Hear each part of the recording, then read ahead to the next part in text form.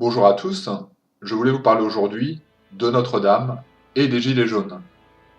Alors a priori, les deux sujets n'ont absolument rien à voir ensemble. Malgré tout, ils se retrouvent mêlés dans les réseaux sociaux et autres, et dans des gens proches de moi, je vois des revendications, des contestations, des choses qui émergent par rapport à ça.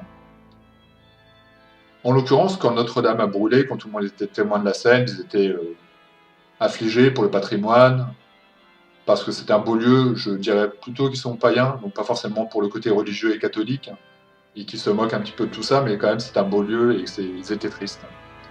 Dans l'ensemble, c'est des gens qui soutenaient. Et puis il y a eu un élément nouveau, c'est qu'il a fallu penser à la reconstruction de Notre-Dame, et donc des dons ont été demandés, et des dons affluaient d'un peu partout dans le monde, et aussi en France. Et on se rend compte que les bourgeois de France, les plus grosses fortunes de France, étaient capables comme ça de mettre sur la table 200 millions d'euros, et les gilets jaunes et les pauvres gens, même s'ils ne sont pas gilets jaunes, se disent donc en France il y a de l'argent.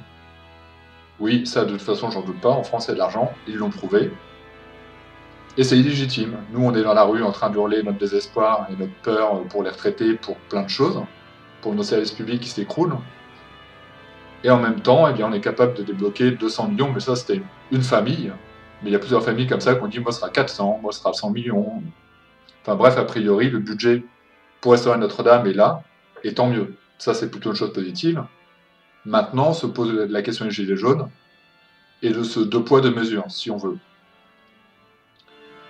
Sauf qu'on ne devrait pas voir les choses comme ça. Je peux le comprendre, je comprends tout à fait, j'essaie de comprendre les deux avis et les deux propositions qui étaient faites. Mais est-ce que vous vous imaginez, si vous êtes quelqu'un de bien, quelqu'un de bon, d'aller avec votre enfant près de Notre-Dame si on faisait rien, si on laisse tel quel? Tel quel ou pire? Pire, on se dit que l'édifice est dangereux, il l'est. On prend un bulldozer, on détruit tout. Si vous assumez, faites-le, mais moi personnellement, j'aurais beaucoup de mal. On rase, on fait un supermarché ou un club de golf, un, un terrain de foot, enfin bref, on rase tout. Mais le mieux, c'est encore de le laisser sur place tel qu'il est. On nettoie pas l'intérieur, ça sert à rien, les fidèles n'iront plus. De toute façon, on veut pas qu'ils y aillent, c'est trop dangereux. On le laisse là, personne n'y touchera, le vent ne l'ébranlera pas, il va tenir. Ce sera comme un monument, comme un truc de guerre, comme certains villages de guerre qui ont été perdurés comme ça, pour qu'on en garde la trace et la mémoire. Est-ce que vous oseriez aller avec vos enfants devant? Pas comme un hommage triste, de dire regarde ce qui s'est passé à telle époque, non. Dire tiens, on va aller à Notre-Dame. Est-ce que vous auriez pas honte devant ce cadavre? Devant cette pauvre dame qui est en train d'agoniser, dire aidez-moi s'il vous plaît. Si vous êtes des gens de bien, qui aimez simplement le beau, même si vous n'êtes pas du tout religieux. Je connais des gens comme ça qui n'aiment pas du tout, qui sont athées et purs athées, dans mes amis. Hein. On peut avoir des amis de toute confession, de toute. Quelque part, être athée, c'est aussi une confession religieuse, si on veut, de toute tradition, et néanmoins, ils aiment le beau. Et à leurs enfants, ils enseignent le beau. Et donc, s'ils se retrouvent à Notre-Dame, bah, l'enfant, il serait les yeux en l'air, émerveillé, à regarder, parce que c'est impressionnant, ça nous domine tous, hein, même les grands. Même quand on fait 1m88 comme moi, on regarde en haut et on se dit, qu'est-ce que je suis petit. Et évidemment qu'ils n'ont pas envie que ce soit détruit. Évidemment qu'ils n'ont pas envie que ce soit oublié non plus. Et qu'ils auraient honte devant leurs enfants. Qui leur demanderaient, bah c'est quoi ce truc? Et que la mère répondrait, oh, ça c'est Notre-Dame. C'est une vieille bâtisse, il y a eu un incendie, et puis bah, on réfléchit, on ne sait pas trop si on va la raser ou laisser ça comme ça. Je pense que tout le monde en aurait honte. Hein. Donc tous ceux à qui j'ai fait prendre conscience, parce que malheureusement il faut prendre conscience à ces gens-là, leur dire vous avez envie qu'on la détruise ou qu'on laisse telle quelle? Bah non. Ok, on est d'accord. Il faut la reconstruire, mais il est vrai aussi qu'il y a une grande misère et qu'il y a par exemple la Fondation Abbé Pierre qui a demandé est-ce qu'on pourrait pas avoir quelques miettes de cet argent? Et c'est légitime, ça peut s'entendre. Mais ce qui pourrait être fait, moi je suis pas homme politique, je suis pas président, mais puisque notre président est catholique, je, le- je lui demanderai de venir avec moi, on relira les 4 évangiles, ça lui fera du bien de se replonger dans les Écritures. Bon, paraît-il, il est catholique, sa femme aussi. Logiquement, on n'épouse pas un enfant plus jeune que soi, enfin, tout ça, tout ce qui est un peu. Bon, bref, c'est pas grave. C'est donc un catholique. J'ai là ce qu'on peut faire, et peut-être ce qui peut être remonté aux médias, c'est dire combien va coûter la restauration de Notre-Dame, combien va être ce budget. On alloue une enveloppe à Notre-Dame, et un peu plus, vous savez qu'il faut toujours un peu plus pour les travaux, même largement plus, si vraiment il y a largement plus, il y a plein de pays qui ont donné, donc ok, ça c'est l'enveloppe Notre-Dame. Maintenant, grâce à la bonté de nos donateurs, il reste beaucoup d'argent. Qu'est-ce qu'on en fait? Pourquoi effectivement pas le donner à la Fondation Abbé Pierre qui va le redonner aux gens qui sont dans la rue, indirectement? Ou au Restaurant du Cœur, ou bien dans les hôpitaux. Tout le monde va passer par la case hôpital. Et croyez-le, que vous ayez l'argent ou non, ça ne changera pas grand-chose à votre agonie. J'aime bien le dire comme ça. Vous avez un cancer, vous êtes à l'hôpital, vous êtes riche, tant mieux. Vous avez un hôpital avec la vue sur la mer, mais vous allez mourir dans 2 semaines. Ah bah, c'est comme ça, c'est la vie. Vous avez un cancer, vous êtes miséreux, vous allez mourir de la même façon, mais vous avez une vue pourrie, et les infirmières vous soignent moins bien. Mais néanmoins, vous allez mourir tous les deux. Votre fortune ne vous servira absolument à rien. Vous allez mourir. On est d'accord qu'on aura besoin d'argent dans les hôpitaux. Ça peut être une cause intéressante. Et bien cet argent qui sera en trop, si jamais il y en a, et je pense qu'il y en a, le mettre dans une enveloppe, dire ok, il servira à d'autres causes. On a voulu être dans la charité chrétienne, on a voulu être charitable, et bien cet argent qui a été donné, maintenant on ne va pas le reprendre. Faites-en quelque chose de bien. C'est peut-être aussi ça le message du Christ, le message essentiel, non dévoyé par les religions, le message tel qu'il est, tel que je le dis moi actuellement, tel que je le révise. Je vous en parlerai peut-être un jour, je fais un travail. J'ai trouvé un site qui permet d'avoir tous les jours un mail pour se poser des questions sur la Bible, et c'est très intéressant. Ça s'appelle Un jour avec Dieu, je crois, si vous voulez. Vous tapez votre mail, et tous les jours, vous aurez un mail qui vous parlera de la religion, et vous posera des questions sur les évangiles, sur Jésus, sur sa vie, sur ce que ça représente pour vous, et sur comment vous vous comportez en tant que chrétien, ou qu'aspirant chrétien. C'est très intéressant. Ben voilà, donc cet argent, on peut en faire quelque chose de positif. L'argent en soi, c'est qu'une énergie. Ça dépend ce qu'on en fait. Je connais quelqu'un, Ange de Gaïa pour pas la nommer, et je l'ai nommée parce qu'elle m'a aidé beaucoup à une période de ma vie, et c'était quand même à elle, grâce à elle, que je vais mieux maintenant.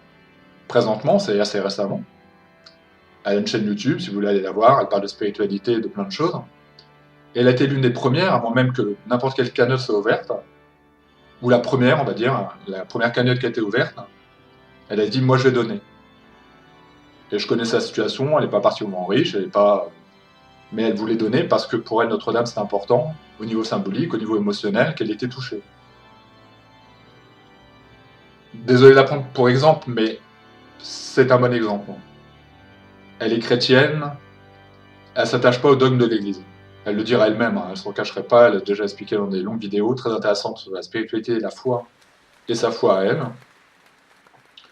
Si on lui disait, eh bien, il y a un excédent d'argent, et du coup, votre argent va être utilisé pour autre chose, comme l'Abbé Pierre, la Fondation Abbé Pierre ou les Restaurants du Cœur, je sais qu'elle dirait, il n'y a pas de problème.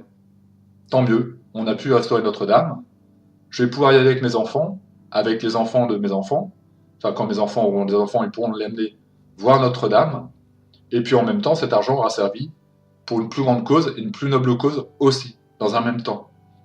Donc dans un même temps, on va reconstruire Notre-Dame à peu près à l'identique, comme avant, et on aura fait une espèce d'élan d'émancipation qui aura servi beaucoup d'autres personnes. Et vu comme ça, je pense qu'on met tout le monde d'accord. Parce que croyez-moi, c'est parce que vous ne vous projetez pas dans le futur, mais vous n'avez pas du tout envie de retourner devant les descendres de Notre-Dame, comme elle est là maintenant. Vous auriez honte. Les photos ne seraient plus les mêmes. Alors vous feriez des photos, oui, c'est sûr, mais des photos de la catastrophe. Voilà ce qui s'est passé ce jour-là. D'ailleurs, ça n'a pas changé, c'est toujours comme avant. Ce seraient des photos tristes, ce seraient des photos grises, mornes. Alors qu'on peut, bon, Emmanuel Macron dit en 5 ans, la rebâtir. Moi, plus tard, sans doute, je retournerai quand ce sera rebâti, pour l'avoir de nouveau, pour voir ce qu'ils en ont fait. Et puis parce que c'est un beau monument, c'est l'un des plus beaux monuments de Paris. Oui, je dis l'un des plus beaux, c'est pas le plus beau, mais c'est l'un des plus beaux. C'est magnifique, l'intérieur de Notre-Dame, c'est extraordinaire. Pour les yeux et les sens, c'est quelque chose d'incroyable. Il y avait une vidéo un peu, presque un peu humoristique du coup, mais de Teddy Boy RSA, qui est un royaliste, je crois que c'est défini comme ça, qui a fait une vidéo à l'époque, quand Notre-Dame était encore construit, il l'a retrouvé dans ses archives, je pense. Et du coup, bon bah c'est comme un hommage quelque part, et puis en même temps c'est une archive, il a ressorti le truc. On comprend bien que lui a dû être touché, c'est un royaliste. Les royalistes et les proches du FN et autres sont des fervents défenseurs de la foi catholique, et ça touche tous ces gens-là. J'ai beaucoup de royalistes faire des hommages à Notre-Dame, tout comme les gens proches du Front National. Ce sont nos racines, ce sont nos valeurs. Et j'ai envie de m'accueillir dedans. Je me dis pas pro-FN, mais s'il y a une fraction politique qui dit nous, on veut plus de ça, nous on veut de l'athéisme, nous on veut, alors elle ne me représente pas. Nos racines sont chrétiennes. Nos cimetières nous le rappellent tous les jours. C'est tout, c'est comme ça. On a des racines chrétiennes. Vous pouvez les détruire, ça c'est une possibilité. Néanmoins, dans l'historique des histoires, on saura que la terre française était chrétienne. Quand vous aurez arraché toutes les croix, peut-être que vous pourrez dire non, c'est faux, mais il y aura toujours des photos. Il y aura toujours un truc qui traduira quelque chose de notre histoire. Et donc, dans cette vidéo un peu humoristique, hommage à Notre-Dame en même temps, il a voulu faire autrement, pas en parler comme tout le monde, et bien il arrive devant Notre-Dame et il montre comme ça les quelques statues à l'extérieur de Notre-Dame, quelques figures, il a expliqué de façon un peu ésotérique ce qu'elles représentent. Il joue un personnage, hein, parce qu'il est beaucoup plus intelligent que ça, Teddy Boy. D'ailleurs, il est très compliqué à cerner son pseudo, son personnage qu'il a créé, mais c'est quelqu'un de culture quand même. Et on voit l'extérieur de Notre-Dame. On voit les statues, on est impressionné, quoi. Ne serait-ce qu'à l'extérieur. Je me rappelle, j'étais à la cathédrale d'Amiens. On n'a pas besoin de rentrer. Alors c'est magnifique à l'intérieur aussi. En fait, c'est magnifique partout.